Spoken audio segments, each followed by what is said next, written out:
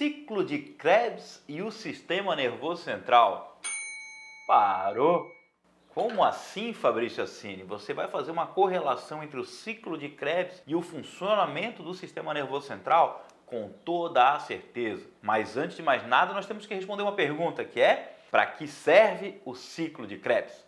Então, inscreva-se no canal, ative as notificações, toda aquela coisa que a gente precisa dizer quando começa um vídeo no YouTube. E vamos juntos. Vamos entender para que serve o ciclo de Krebs.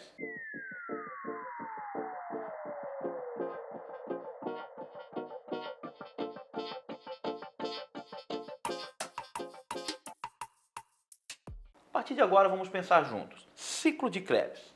Se você me perguntar, Fabrício, para que serve o ciclo de Krebs? Vamos colocar aqui uma mitocôndria que eu consigo desenhar. Glicose, toda a nossa parte em branco vai ser uma célula. Glicose entrou na célula e fez a glicólise. Lembra?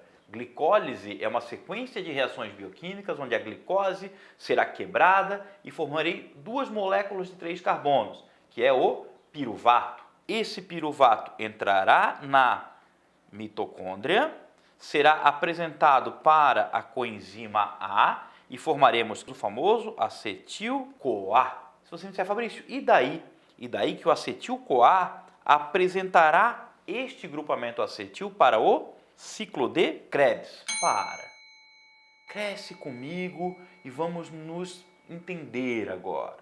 A pergunta que está guiando o meu pensamento é: para que serve o ciclo de Krebs? A resposta curta, grossa e direta que eu poderia te dar é: o ciclo de Krebs serve para retirarmos hidrogênios de compostos de carbono e entregar esse hidrogênio depois lá para a cadeia de transporte de elétrons para fazer a fosforilação oxidativa. Ai meu Deus, passou, né? Falei demais. Para que serve o ciclo de Krebs? Para tirar hidrogênio de compostos de carbono. Tá bom. Certo? Essa é a ideia. O ciclo de Krebs serve para isso. Como assim tirar hidrogênio de composto de carbono? Quem é o composto de carbono aqui? Olha, glicose é um composto com 6 carbonos. Sofreu a glicólise e virou o piruvato, que tem 3 carbonos. O piruvato entrou na mitocôndria, ligou na coenzima A e formou quem? O acetil-CoA. Quem é o acetil-CoA? É quem vai entregar esse grupamento, ou esse composto com 3 carbonos, para quem? Para o ciclo de Krebs. E o ciclo de Krebs faz o quê? Tira os hidrogênios e dá para quem? Para o NAD e para o FAD. NAD, quando recebe esses hidrogênios, vira o NADH. E o FADH2. Lembra? Forma reduzida e forma oxidada desses transportadores de elétrons. E para quem NAD e FAD levam esses elétrons carregados lá com aquele hidrogênio? Essa é a ideia. Uma vez eu ficava perguntando, como assim carregam elétrons? Não, eles carregam hidrogênio que carrega consigo elétrons.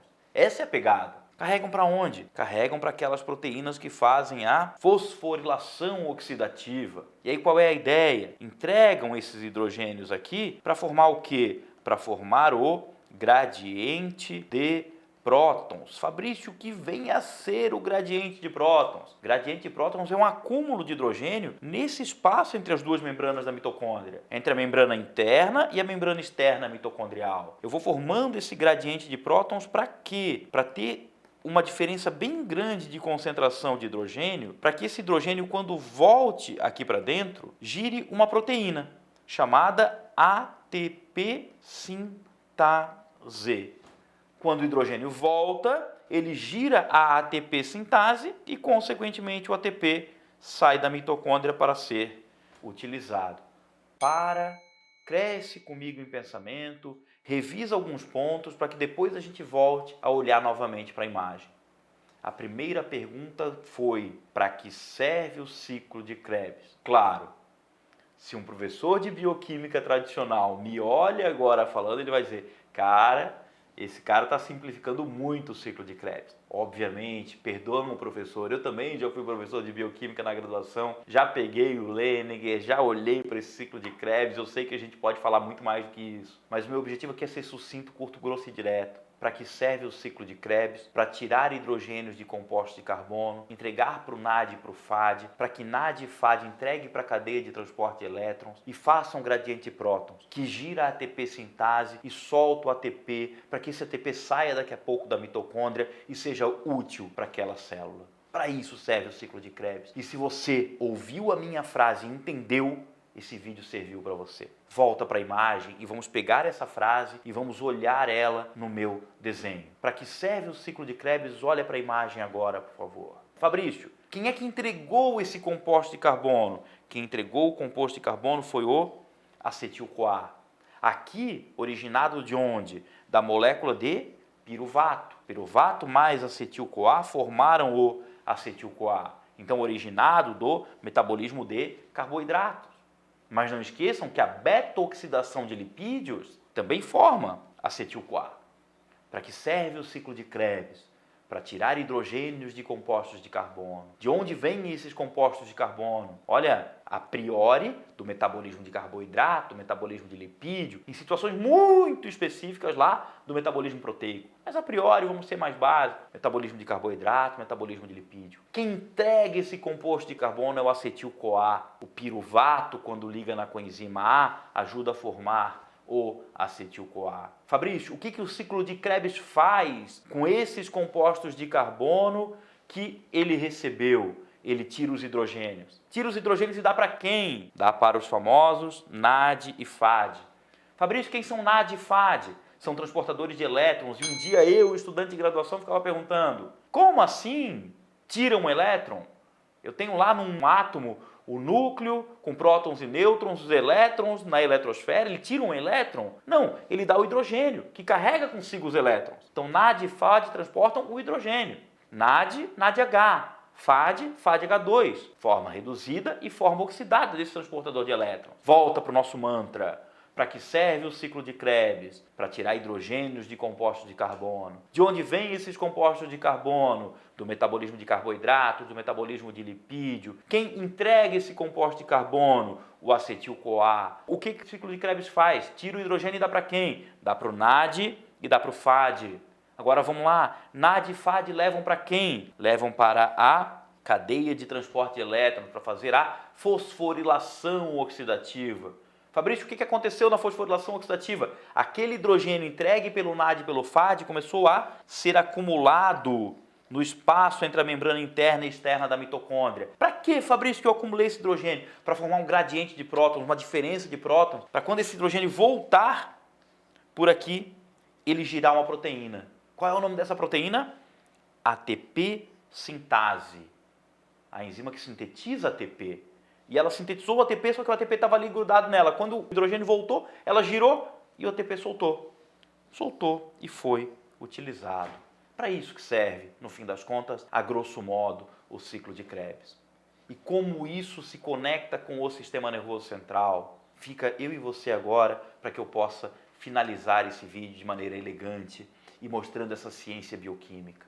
Lembra, eu trabalho para que você olhe para o cérebro como um órgão anatômico, bioquímico e fisiológico. E aí concentra comigo, o cérebro utiliza 20% do ATP diário. Na hora que eu compreendo que o cérebro utiliza 20% do ATP diário, tudo o que eu falei sobre ciclo de Krebs e síntese de ATP acaba sendo fundamental.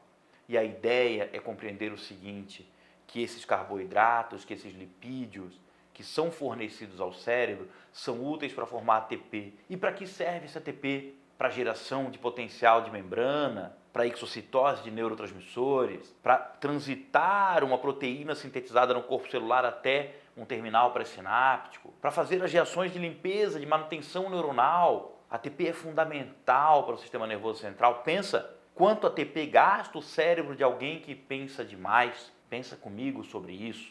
Combinado? Então a ideia é compreender o seguinte, que você precisa sim pensar no cérebro como um órgão anatômico, bioquímico e fisiológico. Para resumir e fechar esse vídeo, haviam dois objetivos e eu vou fazer 2 pontos de revisão. Primeiro foi, para que serve o ciclo de Krebs? O ciclo de Krebs serve para tirar hidrogênios de compostos de carbono, De onde vêm esses compostos de carbono? Tradicionalmente do metabolismo de carboidratos e do metabolismo de lipídio. Como esse composto de carbono entra no ciclo de Krebs? Através do acetil-CoA. O acetil-CoA entrega esse composto de carbono para o ciclo de Krebs. Para onde vai o hidrogênio retirado desse composto de carbono no ciclo de Krebs? Para o NAD e para o FAD. NADH, FADH2 entregarão esse hidrogênio para a cadeia de transporte de elétrons, para a fosforilação oxidativa, que vai formar um gradiente de prótons, ou seja, vai acumular hidrogênio no espaço entre as duas membranas da mitocôndria, para que quando esse hidrogênio volte para a matriz mitocondrial, quando ele voltar para dentro da mitocôndria, ele gire a proteína ATP sintase e, pum, o ATP que estava sintetizado está pronto para sair da mitocôndria e ser utilizado. Segundo objetivo desse vídeo, para que serve o ATP no cérebro? 20% do ATP consumido diariamente pelo corpo inteiro é consumido por esse órgão que pesa apenas 2% da massa corporal.